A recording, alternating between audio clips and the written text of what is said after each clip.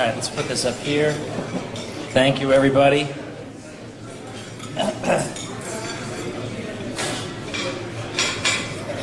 Okay. Oh, can I stand on this? Okay. I don't know if that's some kind of insult, like they know I'm short, so they've got this special little, actually rather rickety contraption here. Who knows what might happen? Gosh, now like I'm towering over this podium and all the rest of you folks. Okay. Well, all right, now I know how all you tall people have it. All right, well, anyway, it's a great pleasure to be here with you guys. I spent a little bit of last night at, we'll just call it the Other Convention. Ooh, yeah, that's right, I was there. And there were a bunch of those people who said, we'd love to come hear you tomorrow, but, you know, we don't want to get in trouble for being involved with the libertarians. Ooh, terrible. But I think a lot of what you guys do is thankless work. Sometimes it's unbelievable drudgery, and yet you just do it and do it and do it, and you keep on doing it anyway. And it doesn't always bring immediate success. It just brings more drudgery and more work, and yet you just keep at it. And I deeply respect people who do that. So I'm very glad to be able to talk to you. So what I'm doing today is I'm giving 2 speeches. Now, how can that be? How can this schmuck give 2 speeches? Well, I decided I want to give... First, I want to start with, here's what I would say. Let's suppose what we all crave is that if only we could grab the whole country by the throat for just like a half hour. If we could just talk to people for a half an hour, what would we say to them that would leave them libertarians on the other side of that? That's what I want to do. But then I also thought, but I also want to talk to the libertarians. I don't want to talk to these imaginary non-libertarians for the whole speech. I also want to talk to the libertarians, so I'm going to give 2 speeches. So the first one is, what would I say to the whole world if I had their attention after they've gone through 12 years of government propaganda and they've been told the exact opposite of everything I'm going to say to them? What would I in fact say? And then secondly, what would I say to a bunch of libertarians if I just happened to have them in a room together? And guess what? Look, hey, here I am. So we're going to do both of those and then sort of tie it all up together. So we're going to zip right along. Now, everything I say will not be footnoted, given the time involved, and I have so much to try to cover, because I'm trying to convince people who have spent their entire, well, youth anyway, in an institution funded by the government whose job it is to make them into conformists. So it is tricky. I have a lot to say to these people. So I'm going to zip through it. So I would start, first of all, I find it, there's a certain irony in what happens at your high school graduation when you always get that speech about you got to follow your dreams. You can accomplish anything. But yet, the whole 12 years you've been in that school, they've been teaching you the exact opposite. You can't do anything. Only the government makes possible civilized life, and only the government makes it possible for you to survive and earn a living, and only the government makes it possible for you to work in decent conditions, and only the government makes the arts possible, only the government makes the sciences possible. Government, government, government, government. But hey, you can do anything you want. What does that mean? Like, well, how do they have the nerve to give that speech? But anyway, they do. And so we are sort of, I don't know, propagandized into thinking that all the good things in the world come from some guy being in charge and telling everybody else what to do.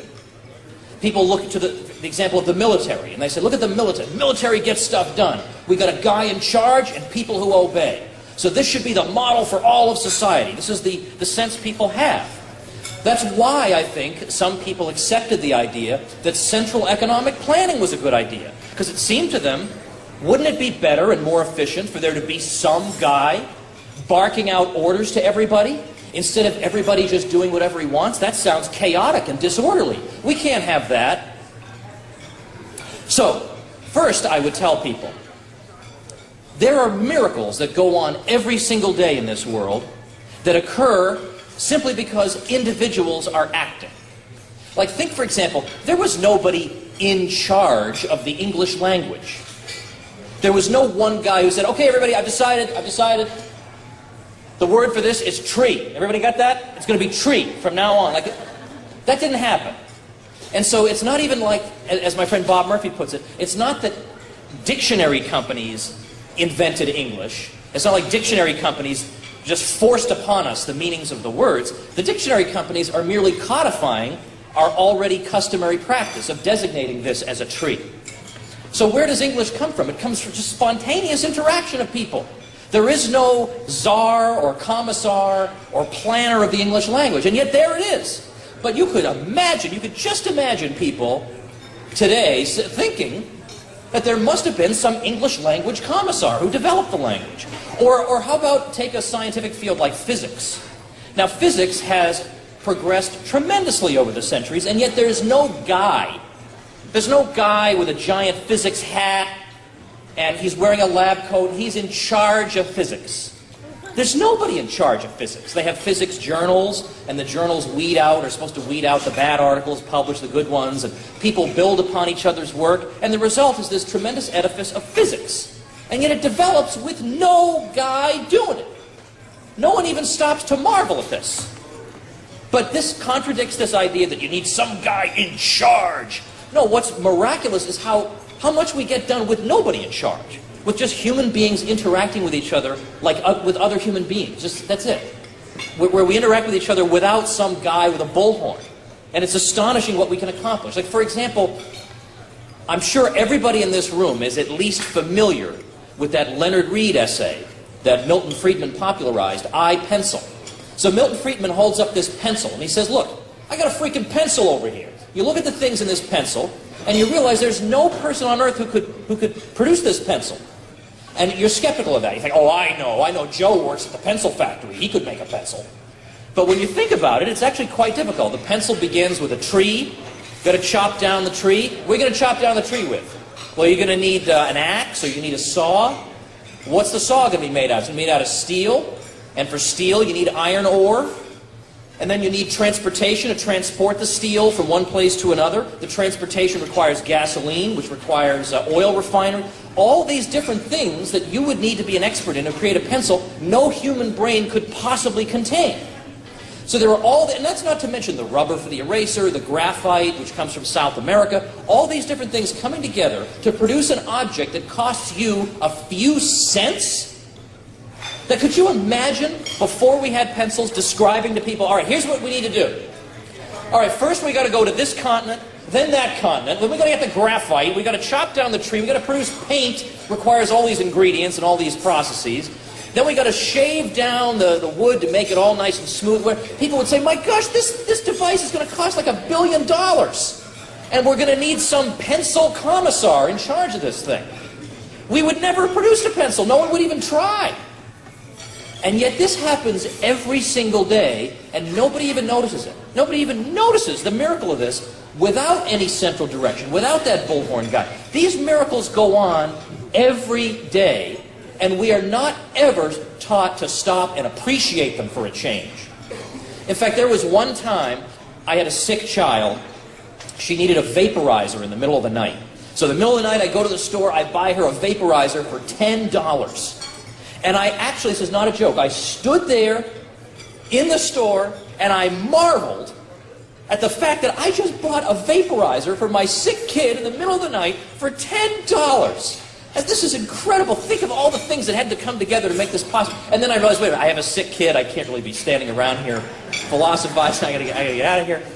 But you know what we are taught to do, though, in school? We're not taught to appreciate markets or the price system that makes all this miraculous stuff possible. No, we're taught how a bill becomes a law.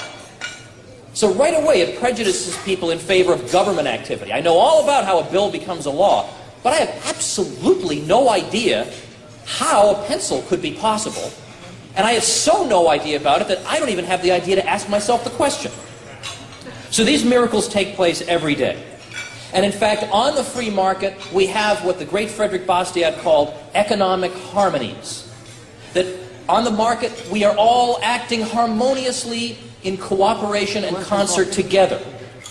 That workers and businessmen have the same interests, not contrary interests, the same interests. The businessman wants low taxes on his business so that he can make more profits. But the worker also wants low taxes on that business, because the more profits that are earned, the more the businessman can invest those profits in capital equipment. That makes the worker more physically productive. That means more goods are produced, and when more goods are produced, vis-a-vis the amount of money in the economy, that makes your money worth more. The money stays roughly the same, the goods are increased, we all become wealthier through this process. The only thing government can contribute to that healthy process is stagnation and retrogression. That's it. All they can do is tax this wonderful process by which all of us working together improve our living conditions. But what does the state create? Does it create economic harmonies? No, the state can only create conflict. It gives a special privilege to one group that harms the other groups. That encourages the other groups to lobby for their own special privileges, which in turn harm everyone else. And it encourages a kind of low-intensity civil war of all against all. There's no economic harmonies there. Now, but they say that what I'm saying to you is too simplistic. They say that freedom yields you bad things. It yields you poverty, poor working conditions, and all the rest of it. All the things we learned in the 7th grade. The free market gives you all those things. But as I just explained, it's the market that curbs those things. Imagine in the 18th century, imagine the year 1700. Why are people poor in 1700? Is it because the rich people are wickedly depriving the poor of all the flat-screen TVs in the year 1700? Why is it? Why is it that in the year 1700, nobody protests against the existence of poverty? It's because in the year 1700, it never occurred to anyone that you could abolish poverty. It was assumed that the world you're going to be born into is a filthy world of squalor. You're going to live your life one bad harvest away from starvation, and then you're going to drop dead. No one figured you could get away with a life better than that. It's only when you get the market economy, it's so fantastic as a wealth creator that you realize, wait a minute, people don't have to live like savages anymore. It is possible to lift people out of this thing. Well, the reason people are poor in 1700 is they're doing most of their work by hand. Imagine if today we get rid of all the equipment we use to produce things. We produce everything by hand. We would produce like what, 1/300th of what we produce now, if even that? And there would be whole classes of goods we couldn't produce at all. Try to engage in coal mining with just your bare hands. Good luck. Try to engage in any type of mining or raw material extraction of any kind. Forget it. None of that stuff could even be done. So of course they're going to be poor. It's not that the rich have taken all the stuff from them. If you redistributed everything the rich person had in 1700 and gave it to everybody else would wind up with an extra 2 cents, and then that would be it. That rich person would move out of the country before this could be done to him again. That'd be it. Congratulations. The only way you can improve things is by letting the market function, let profits be reinvested, and build that machinery so that we become more productive. Goods become more abundant and their prices come down relative to wages. That is the only way we can become better off. I've talked about working conditions in a couple of my books. I won't dwell on that, but that is also something that the market makes possible. If we went over to Bangladesh today and said, you people have to work in terrible conditions, so today we're going to impose the U.S. Federal Register of Regulations upon the whole country, would that mean that the next day everyone would be working in a wonderful air-conditioned office building? No, it would mean the next day everybody's unemployed. No one could afford that in Bangladesh. So it can't possibly be quite that simple, and it is indeed the market that makes possible the wealth that allows us to work in better conditions. In fact, I just returned from Spain, so I hardly even know what time it is or what day it is or what country I'm in, but I was in Spain earlier this week. I gave a talk there. People were telling me that in Spain, it is so difficult to start a business. There's so much bureaucracy and so much red tape that only the very wealthy can afford to do it. Which is why you see gigantic businesses there. You don't see, even in this country with our curtailed freedoms, we still have some small entrepreneurs popping up. You just don't see that in Spain. You're either poor or you're super-duper rich, because only the super-duper rich can possibly navigate the regulatory thicket that the state has imposed. The state, by the way, which portrays itself as the great savior of the poor. Well, how about poverty around the world? Is that the fault of the free market? Is that the fault of you and me, of us being free? Well, in fact, this is the century, the 21st century and the 20th century combined. These are the centuries where we've started to see, after some years of third-way central planning, we started to see in the mid-20th century, but starting really in the 80s, a lot of liberalization of the good sort around the world. And what did we see? Poverty fell dramatically. Absolute poverty amounted to 85% of the world population in 1820. By 1950, that was down to 50%. By the early 1980s, down to 33%. And by 2001, down to 18%. The world has never seen that amount of poverty alleviation ever. Ever. At the very time that markets are opening up. Never seen any progress like this. Do we read that in the newspaper? Hey, great news, everybody. The New York Times. Hey, great news. Look, poverty is real. No, nothing. Nothing. We're led to believe that the poor are poor because the rich took all their stuff. When did these poor people have all that stuff, for one thing? I mean, it's just, or the poor get poorer, the rich get richer. This can't possibly be. The poor, at some point you hit subsistence level. If you get any poorer, I mean, the phrase doesn't even make sense. But exactly the opposite is the truth. Now, governments did try to help people. We had foreign aid programs in the 20th century. And everybody, all the experts said the foreign aid programs are indispensable to lifting these people out of poverty. What did these foreign aid programs do? They kept these people in poverty. In case after case after case. There is almost nothing in the history of mankind that has a worse record than Western governments and their state-led development schemes. Absolutely appalling. It led to retrogression, not progress. This was the attempt of governments to help. When they stopped helping, things got a lot better. When Chile had foreign aid cut off, when South Korea had foreign aid cut off, or Hong Kong, these places flourished. Because no longer could their crummy statist policies be subsidized. They have to adopt the free market. The result was fantastic prosperity. Well, how about domestically? How about in the United States? Surely government got rid of poverty in the U.S. Where would we be without our overlords here, right? We'd all be impoverished, earning 2 cents an hour, digging in a ditch somewhere.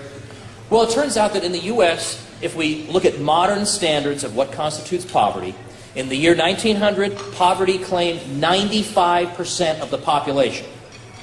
By the late 1960s, that was all the way down to 12 to 14%. The amount of anti-poverty federal initiative during that time is so negligible as not to be worth talking about. And yet, poverty fell dramatically during that time. Then the government really got involved. The late 60s is when the Great Society programs really started to get funding. Then the government got involved. Then what happened to poverty? So it had been coming down like this. Then what happened? Then it stagnates. Now, we can talk about what the reasons for that would be, why these programs are counterproductive, and again, in some of my books I've talked about that. But the point is, there is this brute fact of the poverty rate going like this, and then the government gets involved and it goes like this. Now, suppose the situation had been reversed. Suppose the government was spending a lot on poverty all these years, and then we saw poverty fall. And then the government, because evil libertarians got in charge, the government stopped spending money on it, and then poverty leveled off. You know what we would hear. Well, this just goes to show government spending is what alleviates poverty. And if we get rid of the government spending, then it stagnates. But exactly the opposite is the truth. So what do we hear in the headlines or in textbooks? Nothing. Crickets. Nothing at all. No acknowledgement of this whatsoever. And the domestic analog to foreign aid has been the welfare state. And the welfare state has corresponded with a stagnation in the poverty rate, the same way that foreign aid to other countries responded in the same way. All right, so the other thing is, well, if we have freedom, then the environment is going to be damaged and, we're all going to die instantly. Now, I understand that sort of argument. We should remember that the workers' paradises where you had centrally planned economies were not known for environmental quality. In fact, in the Soviet Union, it was a crime, it was a felony to drop a lit cigarette into the Volga River because it was a fire hazard. A river was a fire hazard. So we should bear this in mind. But of course, number one, a libertarian would, properly speaking, would think of pollution as being a form of aggression. If it is a form of trespass onto your property and does damage to your health and to your property, then it ought to be actionable. And there's that great article, Law, Property Rights, and Air Pollution, where Murray Rothbard lays out exactly how that would be dealt with in a free society.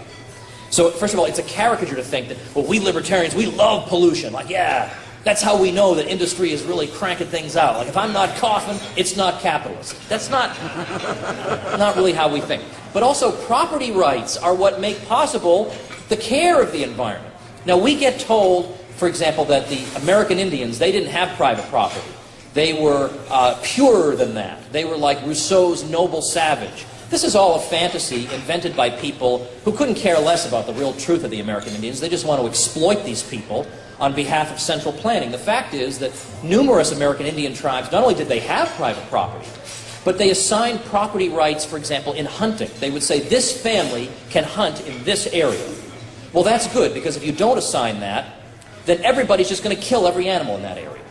Because if nobody owns the area, if they do own the area, they think, well, if I kill all the animals, then next year there ain't going to be no animals. So I guess I don't want to kill them all now. I want to, because I can enjoy the capital value, long-term value of this land, I better not kill all of them now. I better leave some to reproduce. But if there's no private property, and you try to do that, you try to say, you know what, I'm going to restrain myself, I'm not going to kill all the animals, I'm going to wait till next year, then somebody else just come in and kill them, because you have no property right in it. So the incentive then, under public property, is for everybody to kill as much as possible right away, so that nobody else gets it. But as soon as you assign a property right in it, you have the urge to care for it. This is also true in the Pacific Northwest. The American Indians assigned fishing rights for salmon, so that there wouldn't be overfishing. People would just fish out all the salmon, leaving nothing for the following year. So there's a lot of common sense to the libertarian position. Well, wouldn't the free market, we're taught in school, if we have what you people are calling for, I mean, it sounds nice when you talk about it, but really it's going to lead to monopolies. It's going to lead to wicked people, short little people with white mustaches carrying sacks of money with dollar signs on them running around. They're going to be running the economy. And that's what you libertarians want. You love corporations, man. Well, okay, for one thing, if we love corporations so much, how come they don't donate to us? Okay? There are some corporations that would rather see the whole world burn to the ground than have a free market. But in fact, this whole free market yields monopolies thing, first of all, it comes in part from what we learned in junior high school. Because I remember when I was in junior high school, I just couldn't believe how anyone could support the market economy. I couldn't understand this. It leads to these monopolists who dominate, who have the economy by the throat, and only our progressive leaders could possibly emancipate us from this terrible serfdom and all that. But when you actually look at it, it's true. You have some really predatory entrepreneurs who are using their political connections to get them special benefits, tariffs that protect them from competition, whatever. But when you look at people who didn't do that, you actually have people I don't see why I'm supposed to despise. Why am I supposed to despise Cornelius Vanderbilt, for example? This is a guy who, before he got into railroads later in his career, he's a guy who defied the government's steamboat monopoly in the New York area. And then when the monopoly was overturned, he competed with existing steamboat companies, and he would say, well, you want to go from A to B? It used to be $3 a trip, now it's 10 cents a trip on my boat. On some trips, he would say, it costs you nothing. You can ride for free, but I hope you're hungry because I'll make money selling you food. This was an astonishing contribution to the world. Or then he used his railroad to transport mail. And he's transporting mail across the country, and he's competing against a subsidized railroad line. He's getting government money, and he's still doing it for a quarter of the rate. And the subsidized line goes out of business, and he prospers. Why am I supposed to dislike a benefactor of mankind like this? Why am I taught that this is the wicked person, but the great, wise, benign, benevolent people are these U.S. presidents whose faces look down upon me from the top of the classroom wall? Why is that? Well, it's a rhetorical question.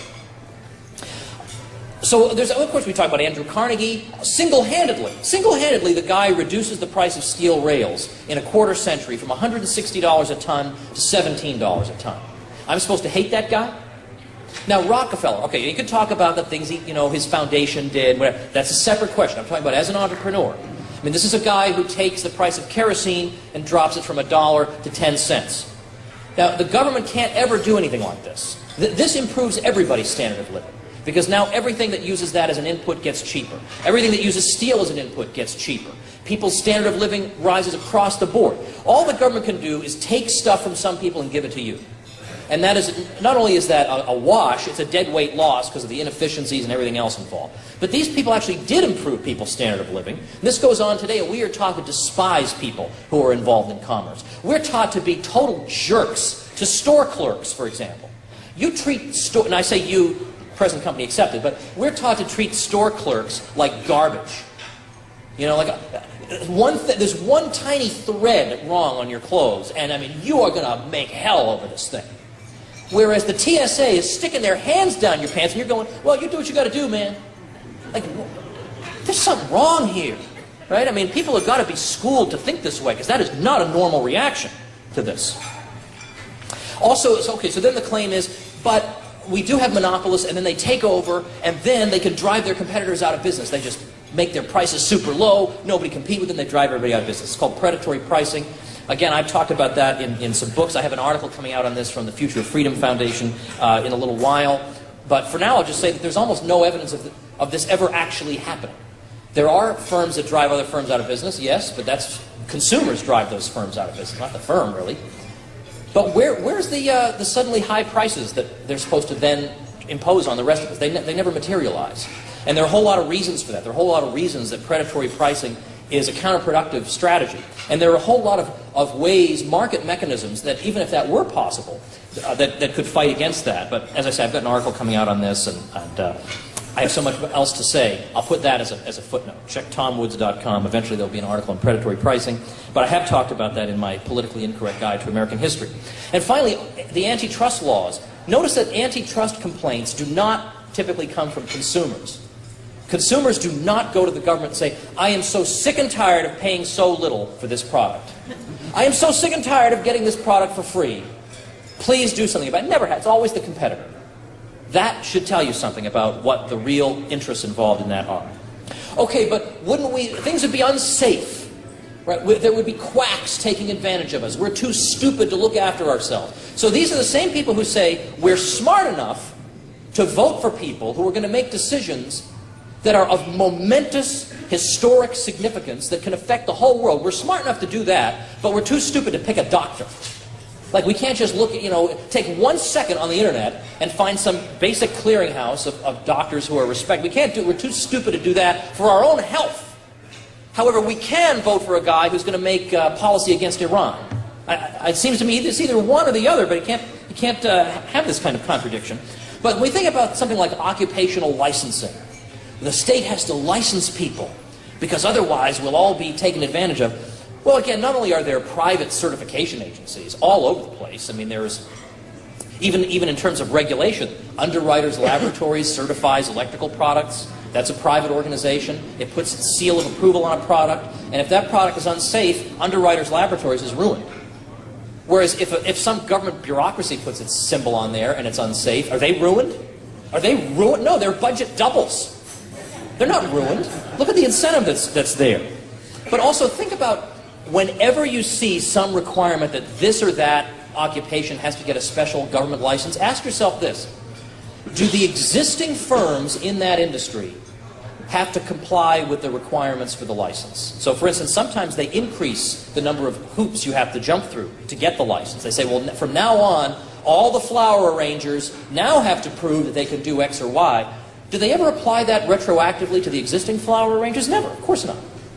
Now, if this were really for the general public's well-being, wouldn't we be equally as threatened by bad existing flower arrangers as we would be from new entrants to the field? And yet it's only to the new entrants that they apply these regulations. Could it be that this is meant that way? Could it be that Adam Smith's insight that you can't get businessmen together for 3 seconds without them angling against the public in one way or another, that maybe he was right? Ah, well, indeed. And then, moreover, I didn't pick that at random. There are some states that require flower arrangers to be licensed. Think of the dangers we averted there. What about the arts and sciences, though? I mean, it's really nice of us to talk about freedom and we cooperate on the market, these miracles take place, but there'd be no art if it weren't for the government. If there weren't a Joe Biden paternally watching over all of us, I mean, every artist in the world would just put his paintbrush down and say, I just can't go on. Is that the case? Well, you know what? Actually, the fact is that when you look at the National Endowment for the Arts, I mean, what is it? I don't even remember what its budget is these days. It might be $200 million a year. However, the amount of money that is voluntarily given by people to the arts every year is in the billions of dollars. And in fact, what do we wind up getting from government arts? Do we get the best artists? Is that what typically happens? No, what we get is artists who happen to be good at filling out government grant applications. These tend not to be the best artists, by the way. Just might think of that. Yeah, what about the sciences, though? Now, surely you people can't be such Neanderthals. I mean, without government involvement, we'd have no science. Nobody would even be interested in the science. We'd all be worshiping thunder, you know, or sacrificing an ox to Thor or something if it weren't for government funding of the sciences. But it turns out, again, if you look actually at history, you look at before people's fortunes were being decimated by death taxes and income taxes and all that, the private sector vastly outperformed the public sector in donations to the sciences. I mean, we're not even close. Same thing with welfare spending, by the way. So there's that. And then there are government arguments, well, people can't capture the profits of science for themselves, or there's no profit in basic science. I talk about this in Rollback a little bit longer. The key book on this, if you are interested in the sciences, is this wonderful book by Terence Kealey, Kealey, called The Economic Laws of Scientific Research. And man, the scientific establishment absolutely hated him for writing this book, where he showed that the claims that are made for government science funding are every single one of them is faulty. Not one of them actually conforms to the observed data. And moreover, what typically happens with government science funding is that one point of view is privileged. Because politicians they feel like they can't get away with funding this approach to cancer cures and that contradictory approach to cancer cures, because they're afraid taxpayers will say, hey, you're funding different things, half of these things are going to be wrong. So what they do is they say, what's the consensus among scientists? They pour all the money into the consensus, and that builds up this one way of thinking. Anybody who's a dissenter from that is immediately ostracized, marginalized, can't get any attention. And so science becomes inevitably politicized. We're also told that if it's just you and me interacting and exchanging things, we cause depressions. Depressions just occur spontaneously on the market. People become greedy at a particular moment, and then suddenly depressions occur. There's not enough spending, like whatever the rationale is, we're told that depressions occur. But our answer to that is that depressions are not natural to the market economy. There's no reason for them to be natural to the market economy. Businesses going out of business, that happens. Not everybody can anticipate what consumers are going to want. Sometimes you produce a product, people don't want it. You go out of business. That's going to happen. But why would a whole cluster of businesses go out of business at once, at the same time? Why would that happen? And so what we do is we refer to the Austrian School of Economics, which teaches that when you have a crummy central bank that interferes with the economy, it deforms the economy. It lowers interest rates artificially, and it encourages investment in the wrong lines of production. It encourages investments that wouldn't have seemed profitable if it weren't for these artificially low interest rates. And so the economy becomes deformed. We begin to see sectors of the economy expand that wouldn't have expanded otherwise. That the economy would be saying normally, no, don't expand that, expand here. And as time goes on, it requires more and more money being printed to sustain these artificial firms and artificial lines of production. But they can't keep printing money and creating money over and over, because ultimately they'll destroy the currency. So eventually they have to stop the inflation, and then all this production that's been propped up that can't survive without these artificial infusions of money, they fail. And then you get this depression. And then we're told we caused that. The government had nothing to do with that. That's because of us. And if only they had been able to crack some more skulls, they could have prevented this depression. Everything is always our fault. The financial crisis was our fault. Inflation is our fault. That's greedy businessmen. That's labor unions. It's never the government's fault. They're always innocent bystanders.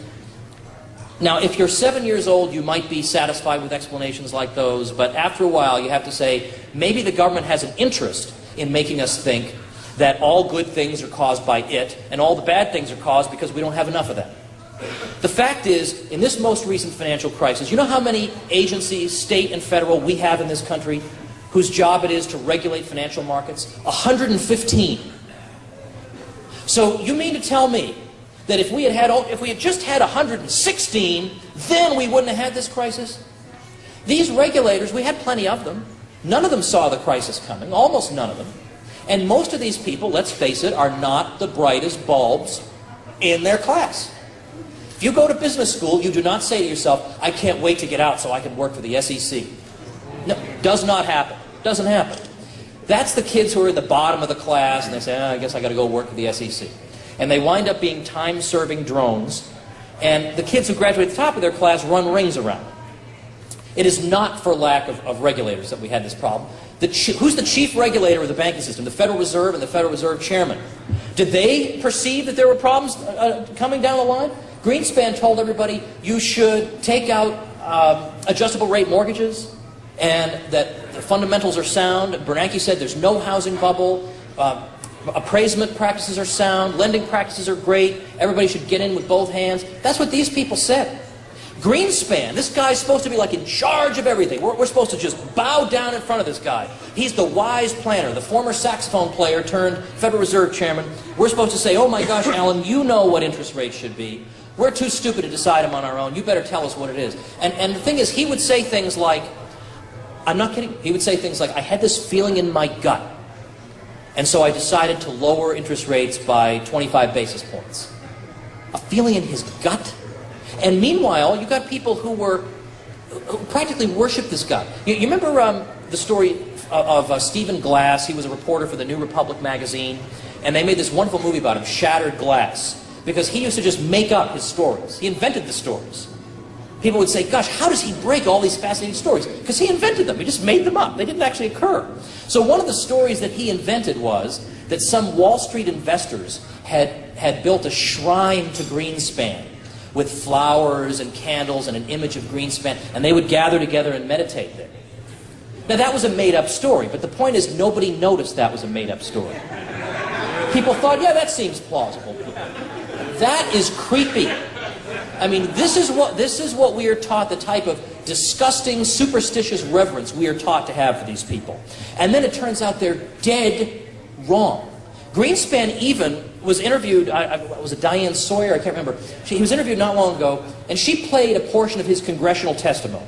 Total gibberish that makes no sense whatsoever. And she asked him to explain what this meant. And he admitted that he was just making stuff up.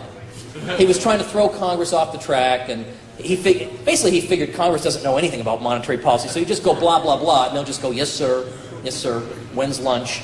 And so it turns out that even Greenspan himself, he said, he called it, well, what I was using there was syntax destruction.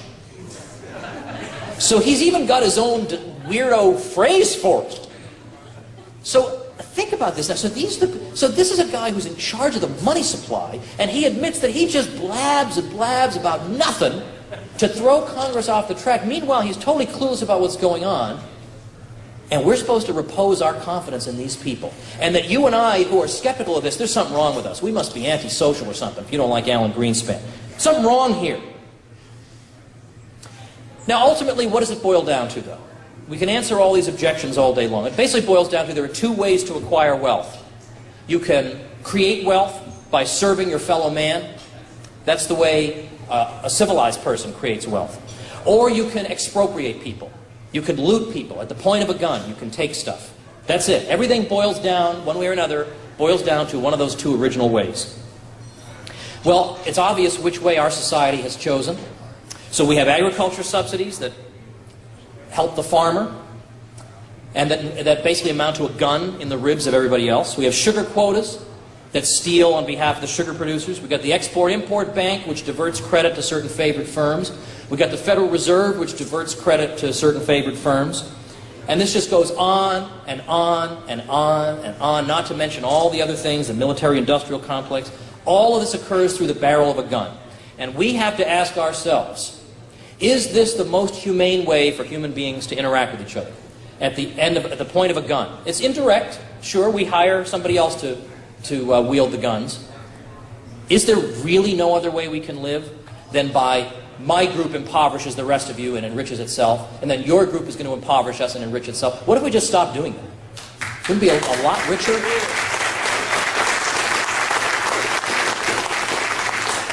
So it really boils down to, is the foundation of civilization peace and free exchange and voluntary interaction of individuals? Or is the foundation of civilization, as the state would have it, the gun, the badge, and the hangman? The state has warped our moral sense and taught us that looting and aggression are okay as long as they're done by majority vote. And it has turned us against each other. It has taken natural harmonies and replaced them with disharmony. And it is at this time that we ought to recall with Murray Rothbard that what we are really faced with in society is not a conflict of rich versus poor, or white versus black, or city versus country, or industry versus agriculture. But all of us against the parasites who live off our labor and train us to believe that there is no other way to live. There is another way to live, and it's called liberty, and join us. Thank you. That's the first one.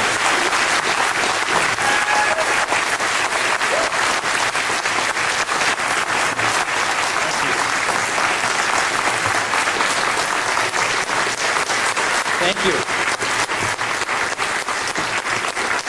Thanks very much. Okay, now that's speech number one. The second speech is much shorter. I can't even dignify it as a speech. It's like 5 minutes of pep talk. But I do want to give a pep talk. I don't want to just give a speech just for non-libertarians. It'd be a little weird at a libertarian convention.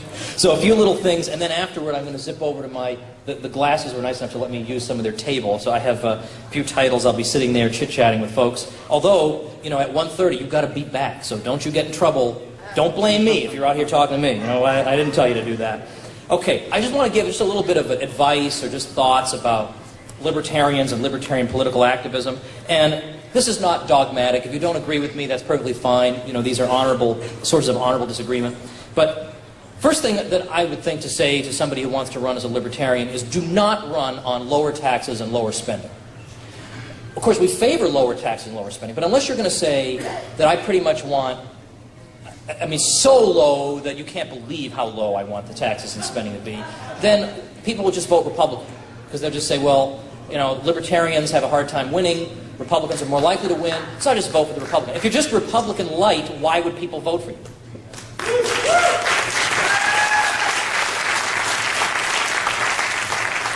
And you could say, oh, but I'll actually stick to my word. Yeah, but they all say that.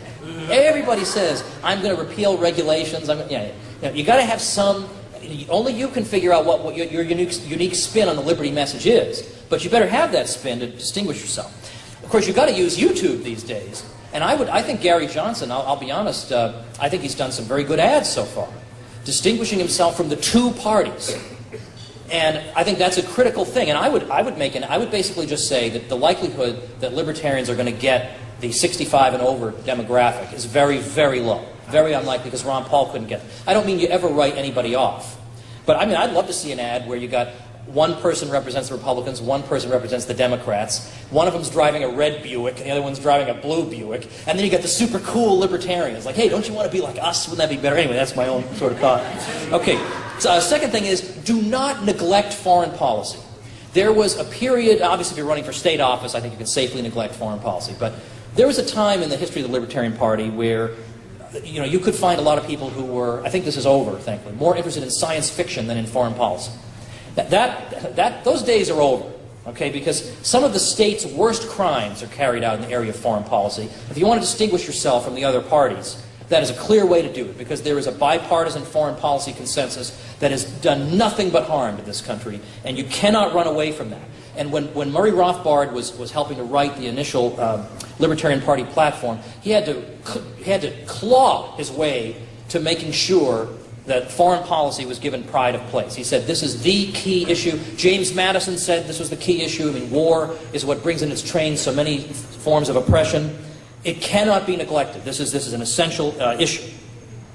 Thirdly, the Murray Rothbard is radioactive thing needs to come to an end. Okay?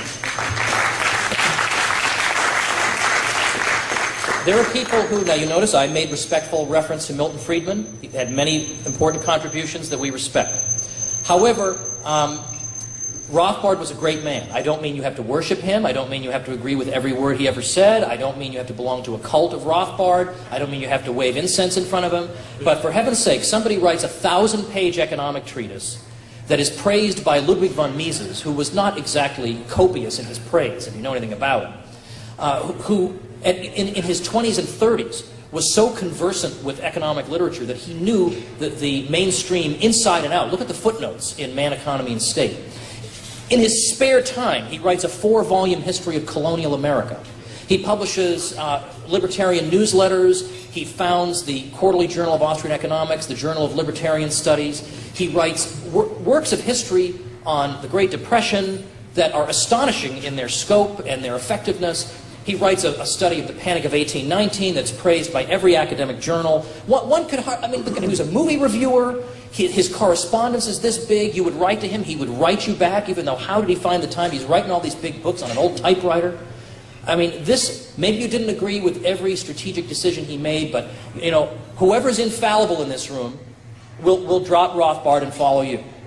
But this guy is a hero who helped to found this very institution that we're sitting here celebrating. So this whole thing where the only libertarians in the world are Hayek, Friedman, and John Stossel, that's it. That's got to go. And you know who I mean when I say these things. And that's not to say that we shouldn't respect John Stossel. In no way am I taking anything away from those people. I'm not trying to take away. I'm trying to give. Okay? Always give. And then finally, one small little thing, and I hope I won't seem like an ungrateful guest, because believe me, I am extremely grateful to be here. But I noticed that on the sign, I was going to say this anyway, and then I saw on the sign it says this for the Texas Libertarians. So just a gentle correction from my point of view. I don't think it's a good idea to describe libertarians as being fiscally conservative and socially liberal. I think that's a wrong way of looking at it. Because that, for one thing, I mean, if you're really, really, really pressed for time, I could maybe see that, but I think, first of all, it makes us sound like we don't really have a philosophy. We just borrow a little bit from these people, a little bit from those people, and hey, we've taken the things that we think you might like, and we've kind of mashed them together, even though they don't really make sense. That's not true at all. We have the most consistent philosophy of anybody who ever lived. Our philosophy is we're against the initiation of violence. That's it. And whatever follows from that, that's what we believe. That's it. Very simple. And also, think of, I mean, the words fiscally conservative have been corrupted, I think, beyond hope. I don't want to be confused with those people. Okay? People, oh, I'm fiscally conservative. I just want the deficit to be only $800 billion. Yeah, you know what? We are a different species of person from that. But now, just so that you won't think all I do is gripe, because it's not griping, it's just some constructive criticism, I want to point out just one quick thing that we should be happy about. The fact that we have been out of power, we have not been in the inner circle. There's one good silver lining to that. And that is, as the wheels are coming off, and they are coming off fast. In Europe, where I just came back from, they are coming off fast in Europe. And they're coming off here too. They can't possibly blame us for this.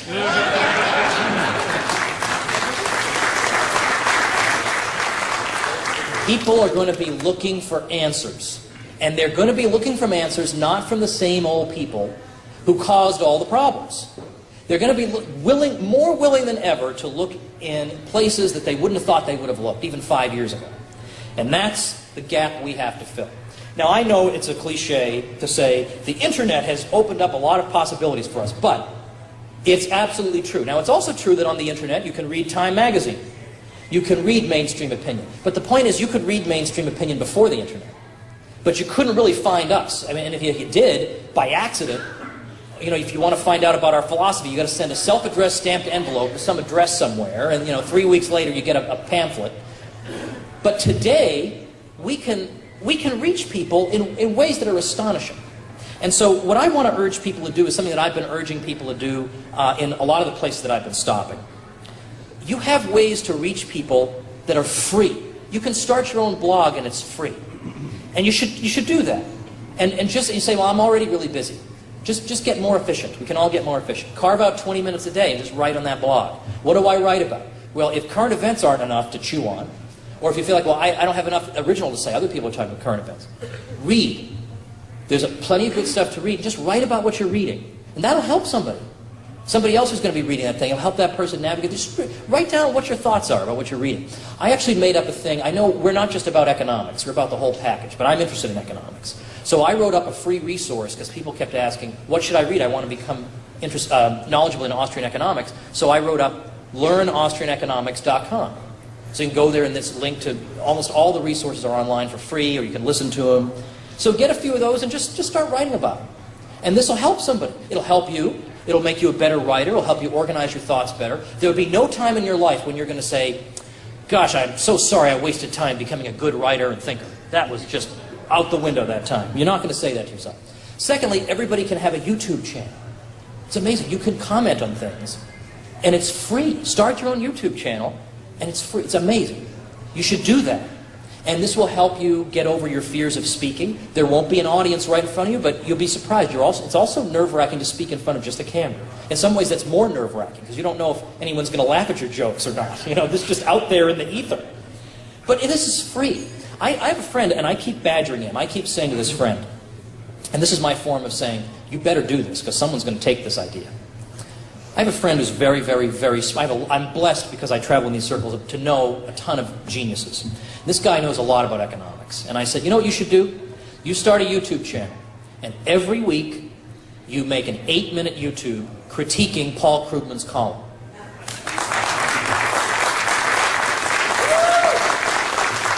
And you simply call the channel The Anti-Krugman. You will be a sensation. Everyone will tune into this thing every week. A sensation. And then you link back to your blog, and you get more traffic for your blog, and you build yourself up, and everybody's happy. Like, why would you not do this? These sorts of things are at your fingertips. I mean, that's $1 million idea. Why won't he do it? I don't know, but I'm going to send him. I hope this video gets online. I'm going to say, all right, look, you've got like 10 more seconds to start doing this, because I just told people this idea. Somebody's going to do it. But the point is, think of what your niche is. And we got to be all over this thing. Because, and by the way, I figured out what my niche is. Because, okay, I do public speaking and I write. And that helped me figure out my niche because, and again, this is not just self-deprecating humor, I'm really not good at anything else. Like, I'm not good at anything else. Like, when I see a carpenter come to do work on my house, to me, he's like a magician. I have absolutely no idea how I'm looking at this unfinished part of my basement, and then a few weeks later, I walk in there, and it's like a paradise. Like, if I had 10 lifetimes, I couldn't even conceive of how this is done. Or fixing my car. See, my wife grew up in rural Oklahoma. So she can fix a flat tire, she can shoot a deer, she can do all this stuff. Right? I am just so pathetic compared to this woman. I don't know how my car works. As I've said before, as far as I know, there's an angel in there that makes it go. I have no idea. So this being the only thing I can do, I started up something where I said, in the same way that we can create our own alternative media, instead of trying to make sure that ABC employs good reporters, that's pretty hopeless, or instead of make sure the New York Times hires good reporters, that's a hopeless cause, and the New York Times is going down the tubes anyway, so who cares? Create your own. So I thought, in the same way, I'm always griping about these professors, and they fill the kids' heads with nonsense, and it's a good thing these kids are drunk anyway, and they can't retain any of this information. And I gripe about it, but then I thought, you know, a lot better than griping and being a lazy bum, because any lazy bum can gripe. Why don't you create something? So I thought, why don't I have a PhD in U.S. history, why don't I just teach like a Liberty U.S. history? Like, this is what people should know about U.S. history, and I'll just teach that myself using this mechanism. So I've gotten a few of my friends whom I trust. I have a guy who teaches economics for me. So I just started a site called libertyclassroom.com. And it's the most exciting thing I've ever done. So there's stuff for everybody to do. So we are involved then in a struggle that isn't going to have a quick resolution. Because this is a struggle that goes back as far as you can go in human history. The struggle between liberty and power. In fact, if you have any books by Liberty Fund, you open them up, and on the inside cover, they have this cuneiform script from ancient Sumer, from one of the earliest recorded civilizations. And the script means liberty. So we have this going back to at least 3000 BC, this struggle, at least in recorded history. And this is going to be a struggle that will persist long after we're dead. So we shouldn't be looking for quick, immediate, short-term gains, although we should welcome them when they occur. But we should be in this for the long haul, be prepared for discouragement, and remind ourselves that we're doing the right thing. We have made so many wonderful friendships in this course of this struggle. We've expanded our horizons. I've learned so much, because I know some history and economics, but there are a lot of things I don't know about that I've learned from all of you folks. It's a privilege to be involved in this movement, and I hope you'll always think of it that way. And thanks again for having me.